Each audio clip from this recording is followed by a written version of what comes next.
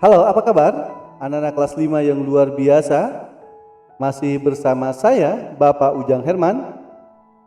Kali ini Bapak akan menjelaskan tentang materi pembelajaran tematik, yaitu tema 4, khusus untuk muatan pelajaran ilmu pengetahuan alam, KD 3.4. Untuk itu, kalian persiapkan diri kalian, siapkan buku tematiknya, alat tulis yang diperlukan.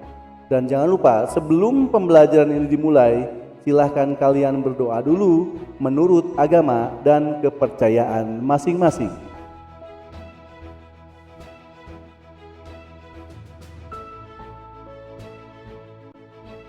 Baik, anak-anakku yang terkasih, dalam materi ini Bapak akan menjelaskan tentang sistem peredaran darah manusia. Sistem peredaran darah dalam tubuh ada dua, yaitu peredaran darah kecil dan peredaran darah besar. Apa sih sistem peredaran darah kecil? Sistem peredaran darah kecil yaitu darah mengalir dari bilik kanan menuju paru-paru melalui arteri pulmonalis. Ya, kalau disingkat, dari bilik kanan, arteri pulmonalis, paru-paru, vena pulmonalis, kemudian ke serambi kiri. Kemudian yang kedua, ada yang disebut sistem peredaran darah besar, yaitu darah yang banyak mengandung oksigen mengalir dari bilik kiri jantung ke seluruh tubuh kecuali paru-paru melalui arteri besar atau yang disebut aorta. Nah, apa saja organ tubuh manusia yang terlibat dalam proses peredaran darah manusia? Yang pertama adalah jantung. Jantung adalah organ tubuh manusia yang berfungsi memompa darah ke seluruh tubuh. Jantung memompa darah dengan cara berkontraksi dan berelaksasi secara bergantian, sehingga jantung berdenyut, mengembang, dan mengempis. Jantung terletak di dalam rongga dada sebelah kiri. Ukuran jantung kira-kira sebesar kepalan tangan pemiliknya. Jantung tersusun atas kumpulan otot-otot yang sangat kuat yang disebut miokardium.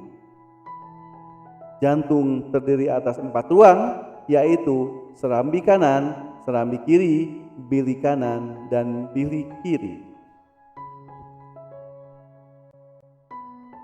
Nah, organ tubuh manusia yang terlibat dalam sistem peredaran darah manusia adalah yang kedua adalah pembuluh darah.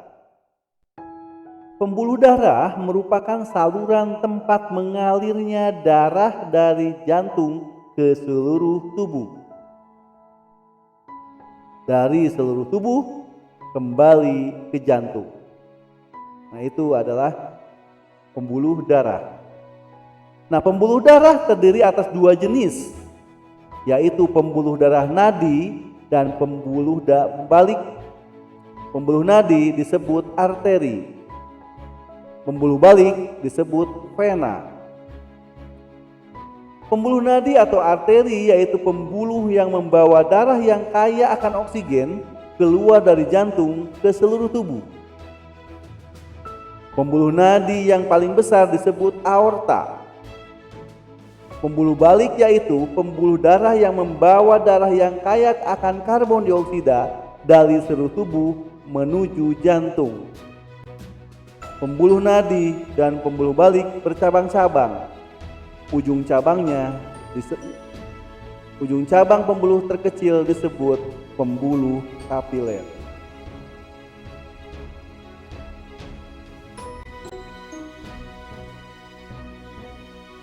Nah, di sini ada perbedaan antara pembuluh nadi dan pembuluh balik.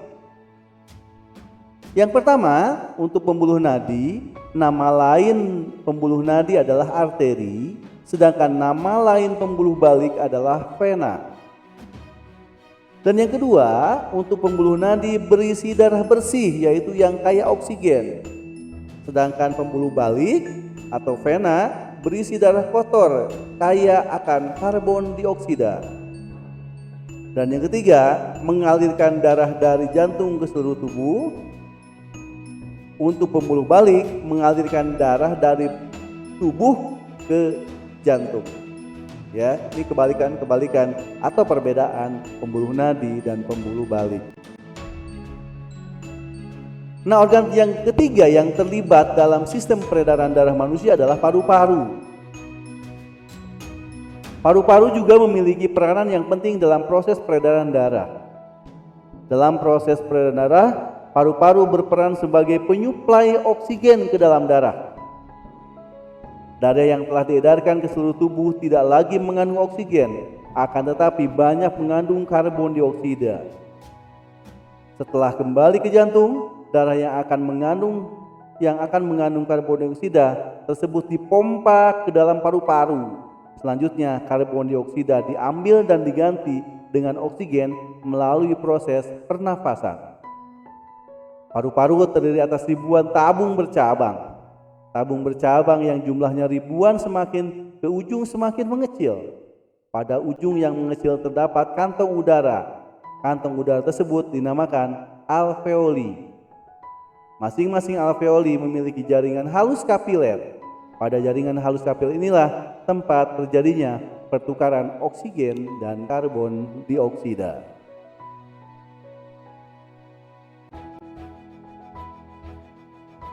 Nah, darah ini adalah bagian tubuh manusia yang berfungsi untuk mengedarkan oksigen dan sari-sari makanan ke seluruh tubuh. Nah, akan kita rangkum apa sih fungsi darah dalam tubuh kita. Yang pertama adalah sebagai alat pengangkut sari makanan dan O2, oksigen ya, ke seluruh tubuh dan sisa-sisa metabolisme ke organ ekskresi, pengeluaran. Dan yang kedua, menjaga agar temperatur tubuh tetap. Ketika kita dingin, ketika panas, tugas darah adalah menjaga temperatur supaya tetap. Yang ketiga, mengedarkan air yang berfungsi untuk reaksi enzimatis atau untuk menjaga tekanan osmosis tubuh. Yang keempat, mengedarkan getah bening.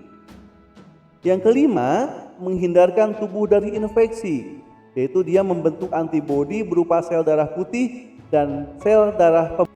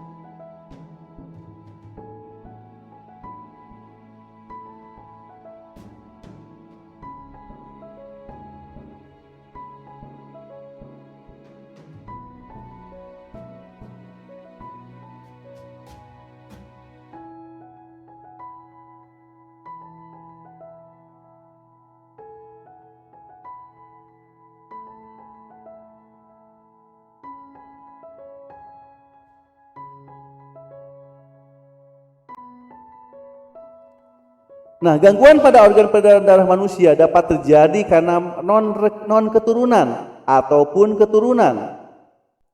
Gangguan pada organ peredaran darah non keturunan dapat disebabkan oleh pola hidup dan makanan yang tidak sehat.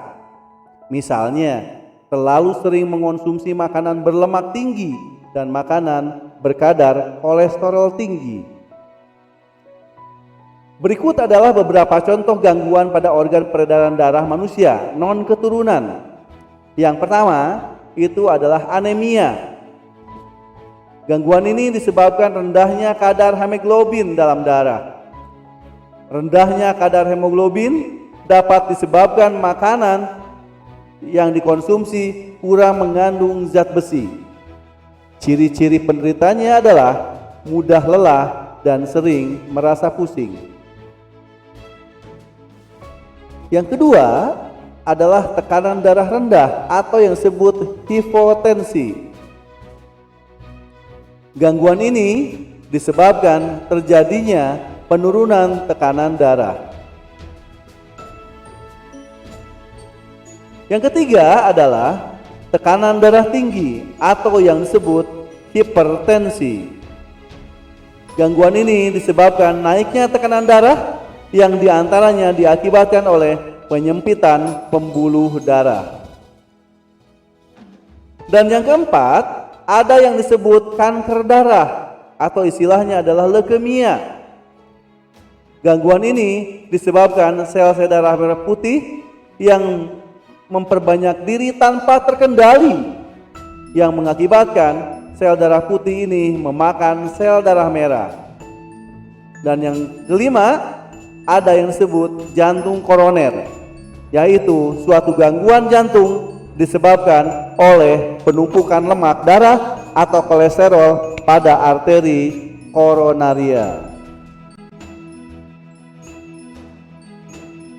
Berikut ini beberapa faktor gangguan peredaran darah karena faktor keturunan. Di antaranya sebagai berikut. Yang tadi yang di atas itu non keturunan. Sekarang adalah faktor keturunan. Biasanya diwariskan dari orang tuanya. Yang pertama ya ada yang disebut hemofilia.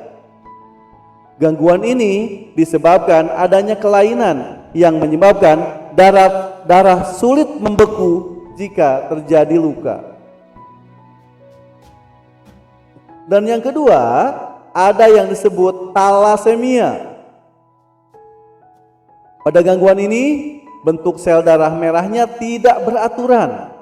Hal ini menyebabkan daya ikat sel darah merah terhadap oksigen dan karbon dioksida menjadi berkurang.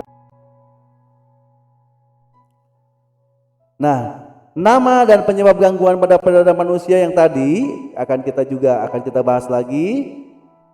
Pertama, jantung koroner. Penyebab jantung koroner adalah adanya penyumbatan pembuluh darah dalam jantung, misalnya lemak. Kemudian yang kedua, varises. Penyebab varises adalah tekanan darah yang terlalu besar dan jumlah darah yang dipompa oleh jantung terlalu banyak, umumnya terjadi pada bagian betis. Yang ketiga adalah hipertensi. Apa itu hipertensi? Tekanan darah tinggi, ya. Tingginya tekanan darah dari tekanan darah normal. Kalau normal itu 100/80 mm Hg. Biasanya karena stres, makan berlebihan, merokok, dan banyak minum alkohol. Hindari itu ya anak-anak. Ya. Yang keempat, anemia.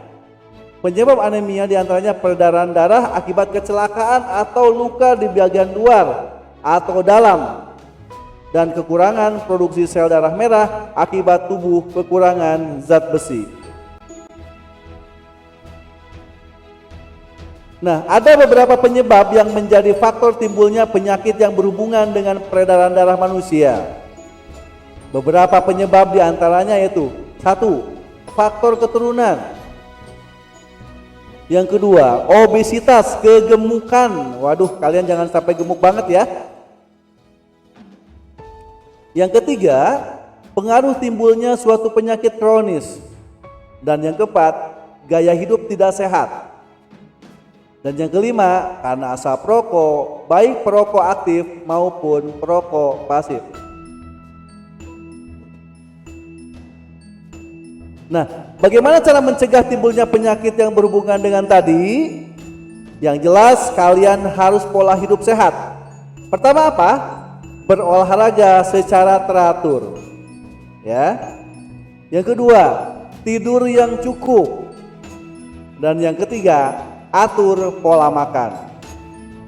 Dan yang keempat, hindari asap rokok baik sebagai perokok aktif maupun sebagai perokok pasif. Baik anak-anakku yang terkasih, demikianlah pembelajaran hari ini tentang sistem peredaran darah manusia. Semoga bermanfaat buat kalian.